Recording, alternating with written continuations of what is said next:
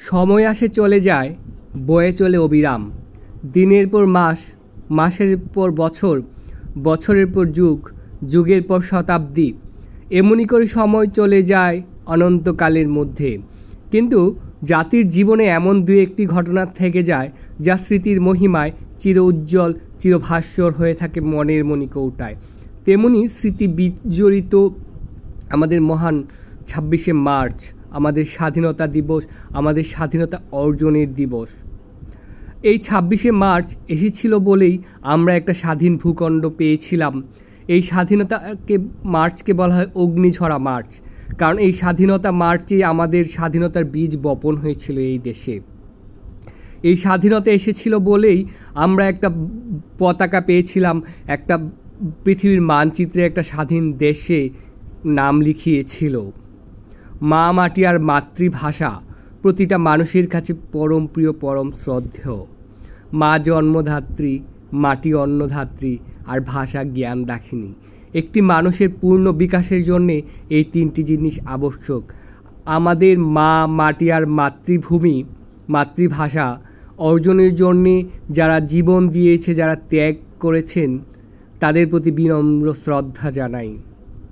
আজ এই ২৬শে মার্চে আমি সকল শহীদদের প্রতি বিনম্র শ্রদ্ধা নিবেদন করছি। যারা যে সকল মুক্তিযোদ্ধা জীবিত আছে তাদের প্রতি শ্রদ্ধা নিবেদন করছি। তাদের জন্যেই আমরা এই সুজলা সুফলা শস্য শ্যামলা একটি বাংলাদেশ পেয়েছি। পৃথিবীর মানচিত্রে বাংলাদেশ নামে একটি ভূখণ্ড পেয়েছি। সে পঞ্চগড় থেকে তেঁতুলিয়া একটি আমরা দেশ পেয়েছি। আমরা সেই বীর সেনাদের শ্রদ্ধা নিবেদন করছি।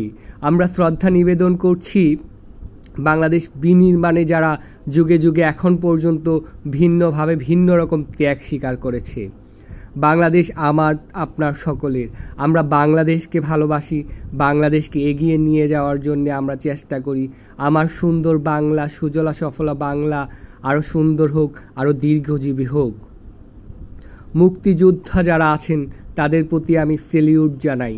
ওনারা ২৬শে মার্চ আজকের এই দিনে অস্ত্র হাতে তুলে নিয়েছিল বলেই, সশস্ত্র যুদ্ধ ঘোষণা করেছিল বলেই বাংলাদেশ স্বাধীন হয়েছিল।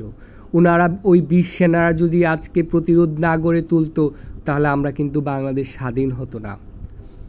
বাংলাদেশ দীর্ঘজীবী হোক, বাংলাদেশ আরও সুন্দর হোক, বাংলাদেশ অনেক দূর এগিয়ে যাক।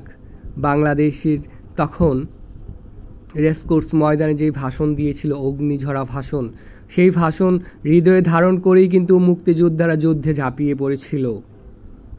রাজনীতি যাই হোক, যে যেই রাজনীতি করুক, বাংলাদেশ আমার, আপনার সকলের। বাংলাদেশ